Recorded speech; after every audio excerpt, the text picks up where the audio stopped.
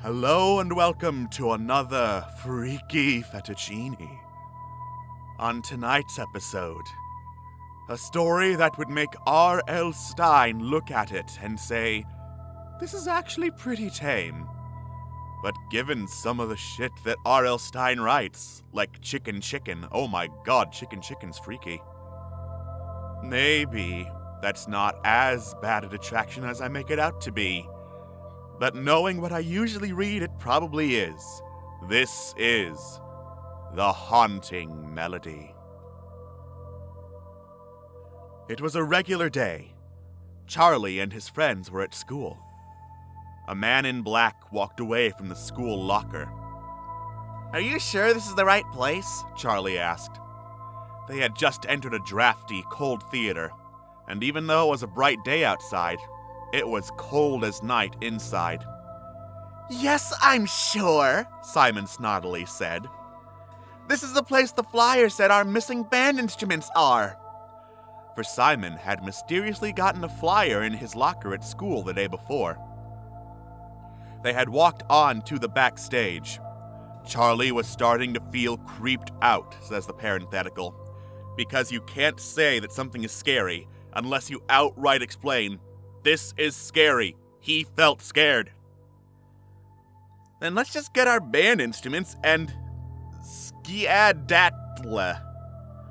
It's a way to spell skedaddle, but not the correct way by any means, said Walter. And backstage, there were several beautifully made instruments. But there was something haunting about them, Charlie thought. They had a greenish glow, haunting and radioactive. Billy and Walter, Simon stood back in awe, while Charlie just stared. Charlie played the piano, Simon played the violin, Walter played the saxophone, and Billy played the tambourine, and all of their instruments were there. How do you steal a piano unless it's like one of those Casio keyboards? And despite all their wrong feelings, the boys started to play. Everyone except Billy. He felt it wasn't right.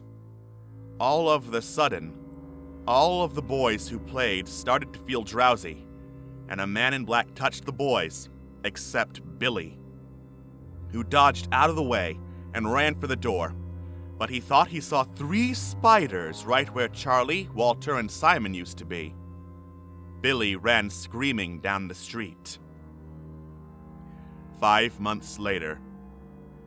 Charlie's sister, Allie, was so upset about when her big brother disappeared in the theater with 3 other friends and only Billy came out. Like, fuck Billy. When the police searched the theater, Billy told them what he'd seen. Everyone thought he was crazy and told him he had been reading too many comic books. Allie wrote an entry in her diary. Here's what she wrote. "I miss my big brother so much. Ever since he went into that theater, I've been so lonely. But at least I have my pet hippo, Bob, to keep me company. I vow to find my brother if it's the last thing I do." I would make fun of that, but Allie is obviously like 8 to 10 years old and making things up, so, I mean, that's actually something an 8 to 10-year-old would write. Allie set out for the theater that night, but she had to wear a dark hat so people would not see her gorgeous long blonde hair. If she's 8 to 10, then it's not that gorgeous. If it is, oh my god, this town is full of pedophiles. She walked along, stopping every now and then to listen. Is that footsteps? Is it just her imagination, or did that bush just move? But there cannot be anyone behind her. Or could there be? Yes! There was someone behind her. She whipped around and was startled to see her best friend Adissa. "Ah! You scared me," exclaimed Allie. "Hi, I just wondered if I could come with you," said Adissa. "Won't your parents miss you?" asked Allie. "They think I'm asleep," shrugged Adissa. "So can I?" "Sure you can," said Allie. She felt better that her friend was there. So they walked towards the theater. Sometimes they got lost and had to retrace their steps. And eventually, they got to the theater door. "Shh!" Let's try to be quiet. We don't know what's in here, said Allie. Here, let me help. And Adissa turned on a flashlight, but Allie half wished she didn't. The place was a wreck. There were spiders in every crack and corner, and the seats were ripped as though someone slashed them with a knife. The spiders scattered when approached. Oh, I don't like this, whispered Adissa. I don't like this either, but we need to find out what happened to my brother. Let's split up, Allie said. That way we can cover more ground. Adissa was poking around, trying to avoid a spider web, when she heard a haunting melody coming from backstage. She followed the sound, but then a broad-shouldered man in black reached out and touched her. Allie heard Adissa scream. Closely following the sound, it was still echoing. Allie went backstage, and for a split second, Allie saw 4 glowing band instruments, but that was before they began to play. A man in black came and touched her shoulder. He had stone-cold eyes.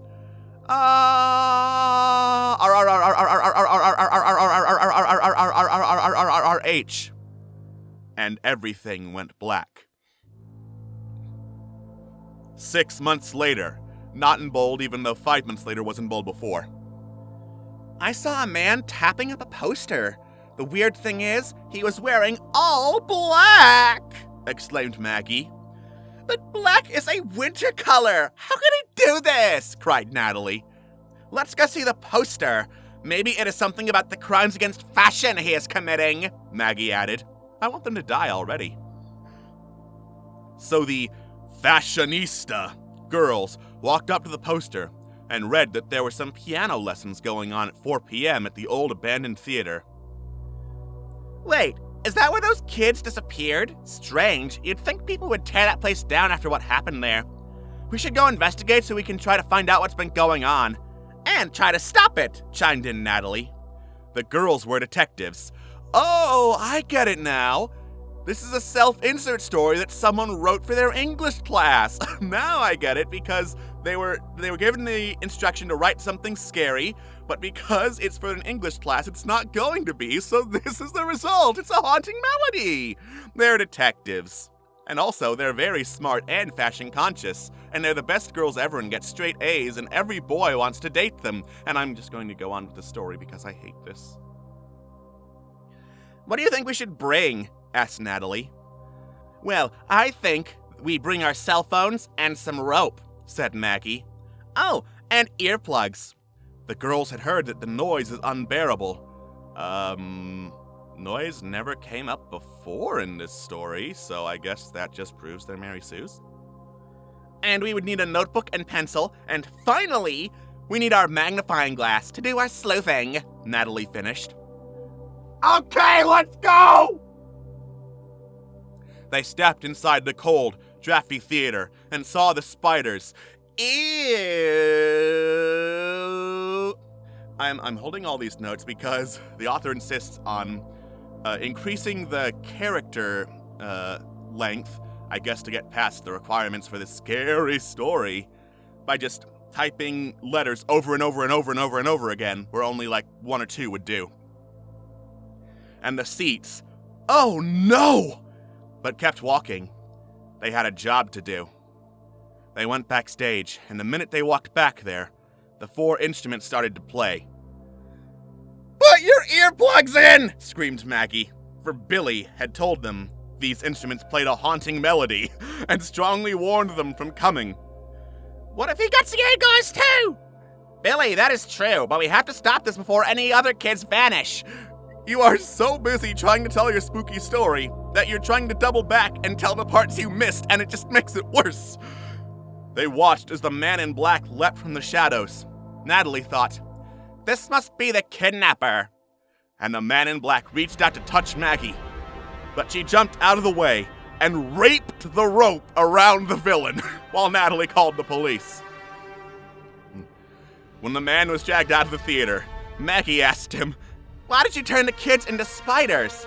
Since he had told them, off stage, that they could not save the kids, for he had turned them into spiders.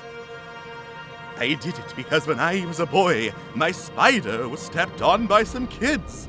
So, if I could not have my pet spider, I would get more spiders. I have been learning dark magic from YouTube videos, said the man in black. And I would have gotten away with it if it weren't for you meddling kids. Then the police took the man to jail. Unfortunately, the kids could not really be saved, turned back from spiders into kids, so the town provided them with their own spider condos. Maggie and Natalie received town service medals and life went on. What the fuck was that?